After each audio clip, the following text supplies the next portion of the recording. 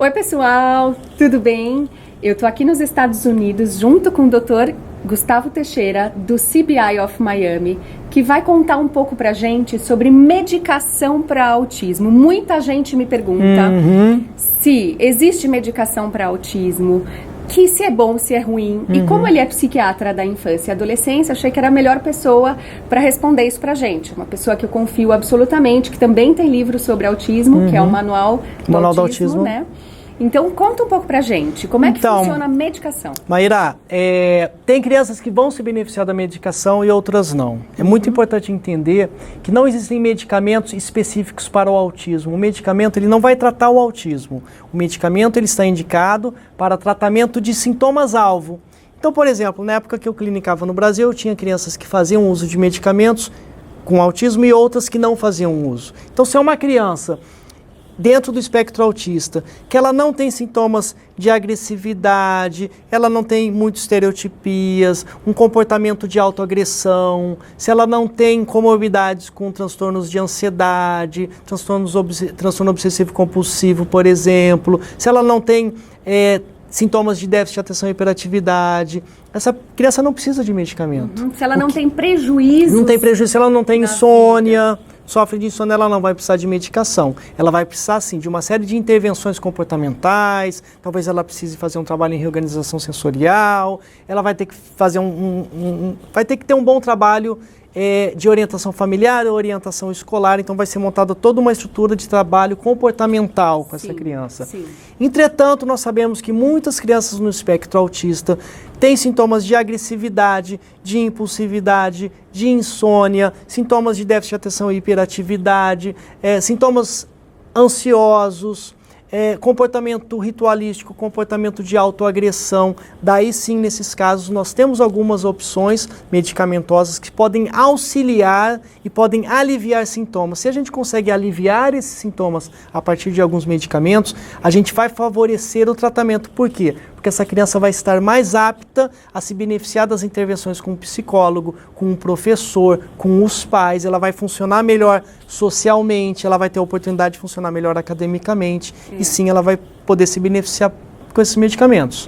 O que eu percebo muito é que crianças que são bem medicadas, que têm um acompanhamento correto e tomam medicações corretas, elas conseguem usufruir e aproveitar melhor das terapias. Elas conseguem aprender mais e mais rápido, porque elas estão um pouco mais organizadas. Sim, exatamente. O efeito no cérebro é um efeito parecido com uma organização, né? Sim, por isso que vai ser importante que essa criança seja muito bem acompanhada, que seja montada uma equipe interdisciplinar, que tenha um médico que possa orientar essa família, que tenha um psicólogo, que trabalhe em conjunto com a equipe multidisciplinar, né? O médico é fundamental, reuniões e discussão de casos. E é importante entender também que, de repente, tem momentos em que a criança ela está muito bem, ela não vai precisar de medicamento. Em outros, talvez ela faça uso.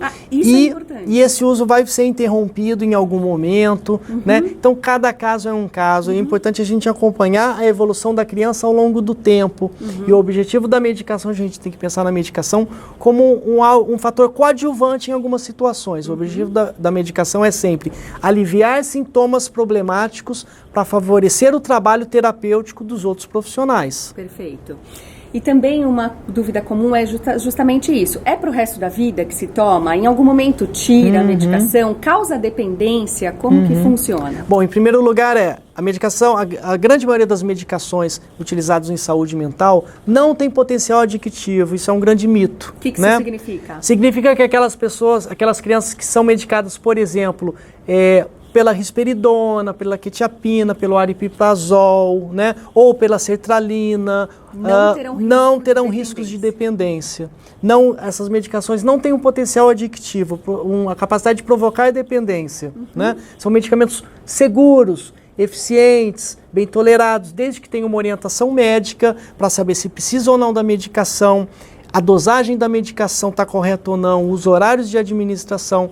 Se tiver um acompanhamento médico adequado, essas medicações são excelentes. Se existir a demanda para essa criança. Né? Claro.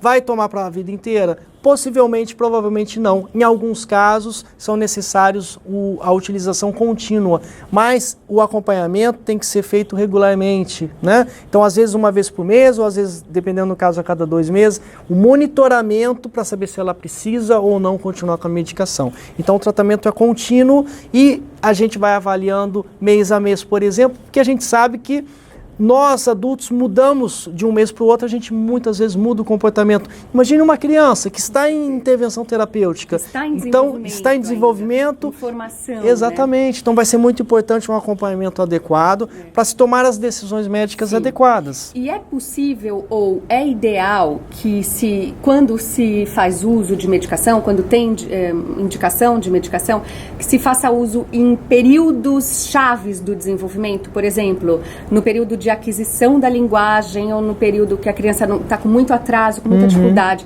ou depois num período de alfabetização?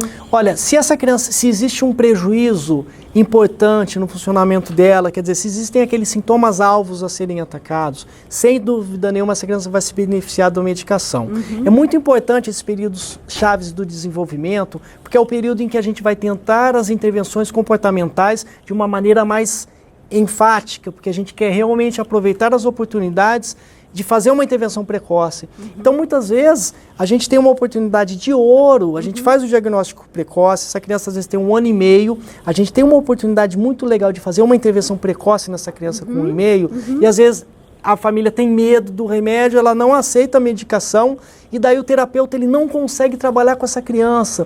E daí a gente perde essa oportunidade de ouro de fazer uma intervenção adequada, porque essa criança não está bem organizada e ela não consegue trabalhar, o terapeuta não consegue intervir com ela. Porque existe um mito sobre só em casos graves se usa medicação, mas também pode ser usado para autismo leve? Sem dúvida nenhuma, desde que exista um sintoma-alvo a ser atacado. Certo. Se existe um impacto negativo, algo que esteja atrapalhando o trabalho da psicóloga, ou da fonoaudióloga, ou da terapeuta ocupacional, ou da professora em sala de aula. E sim, se existe um sintoma que pode ser eliminado através da medicação, que ótimo, porque essa criança vai ficar melhor, ela vai ter mais oportunidade de se beneficiar de todo o acompanhamento terapêutico. E se ela é leve, melhor ainda. Se tem poucos sintomas, melhor ainda. Provavelmente né? vai ser necessário uma dosagem muito pequena de medicação. Ela vai se desenvolver muito mais. E a gente não tem que ter medo, né? É um conjunto de fatores, né? Uma abordagem, um conjunto de fatores para se abordar, para resolver o transtorno do espectro do autismo. Né? Exatamente. Perfeito, doutor. Muito obrigada mesmo. Nada, pessoal, que isso. Fiquem ligados no nosso canal. Se você gostou, compartilhe esse vídeo para que mais pessoas tenham acesso a essas informações. Contem conosco, é importante esse compartilhamento de informações. Você gostou do vídeo? Curta e mostre para mais pessoas. A gente realmente tem que difundir informação para que as pessoas realmente busquem ajuda, busquem tratamento. Essa é a nossa missão, né? É a nossa missão. Legal, muito Acreditem obrigada, no poder transformador da educação. É isso, muito obrigada. Nada, é um prazer. Até mais, pessoal. Tchau, beijo. pessoal. Tchau, tchau.